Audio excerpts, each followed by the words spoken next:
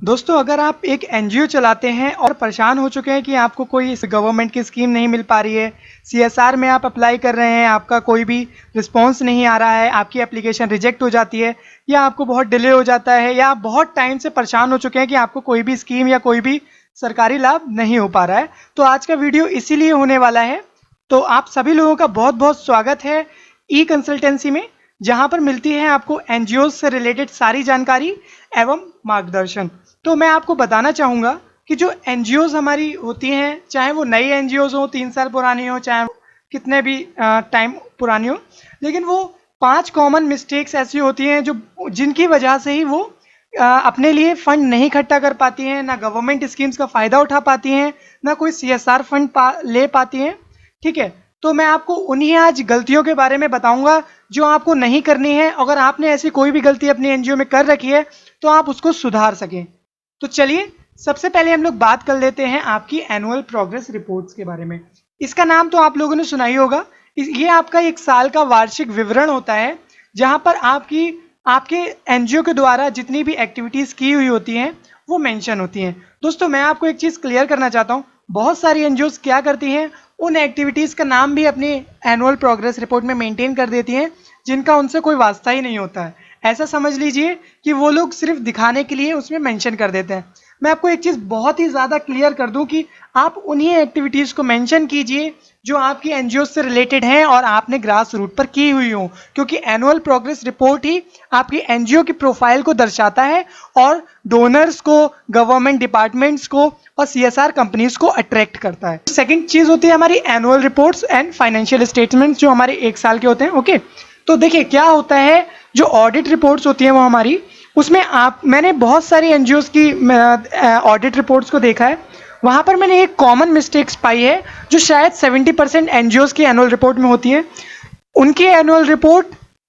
और audit reports, ये दोनों मेल खाती ही नहीं है। ऐसे समझ लीजिए, जो एनुअल रिपोर्ट में आपने एक्टिविटीज़ दिखाई हुई होती हैं उनका या तो ऑडिट रिपोर्ट में नाम ही नहीं होता है, या तो जो ऑडिट रिपोर्ट में आपने एक्टिविटीज़ दिखाई होती हैं उनका एनुअल रिपोर्ट में नाम ही नहीं होता है। तो ये सब आप मिस्टेक्स बहुत ज़्यादा करते हैं, इस वजह से डिपार्टमेंट्स आपकी फाइल रिजेक्ट कर देते हैं या सीएसआर कंपनीज आपको फंड नहीं देती हैं। हाँ, मैं आपको एक चीज़ क्लियर कर दूं कि वो लोग आपको ये सब बताएंगे नहीं कि आपकी फाइल किस वजह से रिजेक्ट की है। ये एक अंडरस्टूड प्रॉब्लम्स होती हैं जो वो लोग कॉमनली फाइंड करते हैं आपकी एनजीओ के प्रोफाइल में, आपके फाइनेंशियल स्टेटमेंट्स में। देन हम लोग थर्ड चीज़ पे आ जाते हैं। जो तीसरी चीज़ है वो ये कि आप लोग जब एक बार अपना एनजीओ दर्पण की आईडी बना लेते हैं तो शायद 50% से ज़्यादा जो एनजीओज हैं वो शायद उसको कभी लॉगिन ही नहीं करते हैं, वापस उसको देखते ही नहीं है। आपको ये गलती कभी भी नहीं करनी है। आप जो भी एक्टिविटीज़ करें, जो भी आपके वर्क एरियाज़ हैं, आप अपने एनुअल फाइनेंशियल ईयर के जो भी ग्रांट्स वगैरह रिसीव हुई हो, जो भी डोनेशंस वगैरह हो, उन सब को आप एनजीओ दर्पण में ज़रूर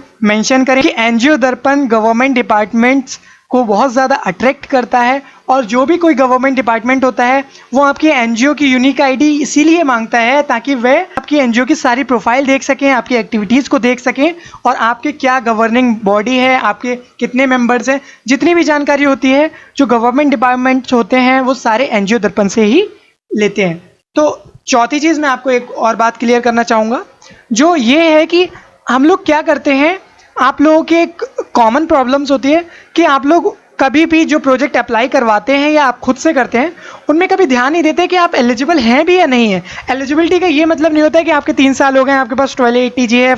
उसका मतलब ये होता है कि जो मोटिव है उस प्रोजेक्ट का, उसमें आप फिट हैं या नहीं। कॉमन सी एक चीज़ मैं बताऊँ, एक एनवायरनमेंट पे अगर एनजीओ वर्क कर रही है तो वह टेक्नोलॉजी की फील्ड में नहीं वर्क कर पाएगी, या उसको अगर एनजीओ को गवर्नमेंट डिपार्टमेंट में वो टेक्नोलॉजी के अप्लाई करती है तो वहाँ पर उसको बहुत सारी दिक्कतें आ सकती हैं। या एक कॉमन हम लोग और लेके चलें, कोई टेक्नोलॉजी की अगर फील्ड है तो वो एनिमल्स के लिए वर्क नहीं कर सकती है। करने को तो देखिए आप कर सकते हैं, लेकिन जो आपका मेन मोटिव है एनजीओ का उसको आपको बिल्कुल क्लियर रखना चाहिए और उन्हीं डिपार्टमेंट्स में अप्लाई करना चाहिए जिसमें आप पूरी तरह एलिजिबल हो, यानी कि आपके ऑब्जेक्टिव्स उससे मेल खाते हो, मिलते जुलते हो।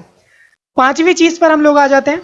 जो सबसे ज़्यादा ज़रूरी है वो आप 1 साल में या जब भी आप अपनी एनजीओ रन कर रहे हैं तो आप उसमें बहुत सारी सोशल एक्टिविटीज़ कीजिए ताकि आपकी एनजीओ की प्रोफाइल बने। उसके फोटोग्राफ्स लीजिए। अगर आप पेपर में भी अपनी एक्टिविटीज़ को पब्लिश करवाते हैं तो उन सारी पेपर कटिंग्स को इकट्ठा कीजिए ताकि आप उसका एक अपनी प्रोग्रेस रिपोर्ट बना सकें, एक्टिविटी रिपोर्ट बना सकें और जो भी गवर्नमेंट स्कीम्स या सीएसआर स्कीम्स आए वहाँ पर उसको अटैच कर सकें ताकि वह लोग आपकी प्रोफाइल देखकर ही इंप्रेस हो जाएं और आपको बहुत जल्दी आपकी ग्रांट को कंसीडर करें, आपकी ग्रांट को सैंक्शन करें। अगर आप सभी लोगों को यह वीडियो पसंद आया हो तो वीडियो को ज़रूर लाइक कीजिएगा। मैं आपको एक चीज़ बात क्लियर करना चाहता हूँ कि देखिए ये सारी चीज़ें जो होती हैं जैसे audit reports, annual reports, NGO दर्पण का प्रोफाइल अपडेट वगैरह करना, तो देखिए इन सबको रेगुलरिटी से एक एक्सपर्ट के मार्गदर्शन में करना, एक एक्सपर्ट के गाइडेंस में करना बहुत ज़रूरी होता है क्योंकि बहुत सारे लोगों को शायद नॉलेज ही नहीं होती है कि आखिर उनको आगे क्या करना है, अपनी एनजीओ को ग्रो कैसे करना है। एक बात मैं आपको और बताना चाहता हूँ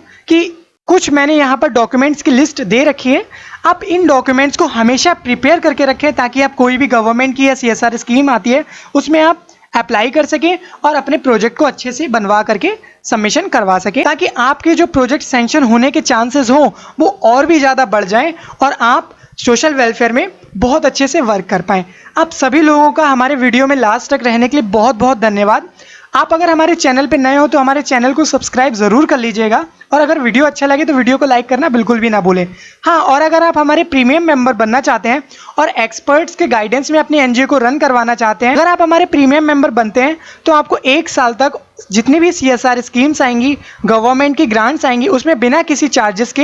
एप्लीकेशन एंड सबमिशन करवाया जाएगा और 12A ATG ISO सर्टिफिकेशन, 1 साल की फ्री कंसल्टेंसी जैसे बेनिफिट्स आपको मिलेंगे। अगर आप हमारे मेंबर बनना चाहते हैं, जो आपकी स्क्रीन पर दिया हुआ नंबर है, आप उस पर कॉल या व्हाट्सएप कर सकते हैं या हमारी वेबसाइट econsultancyindia.com पर जाकर हमारे प्रीमियम मेंबरशिप प्लान को चेक कर सकते हैं। आप सभी लोगों का बहुत बहुत धन्यवाद।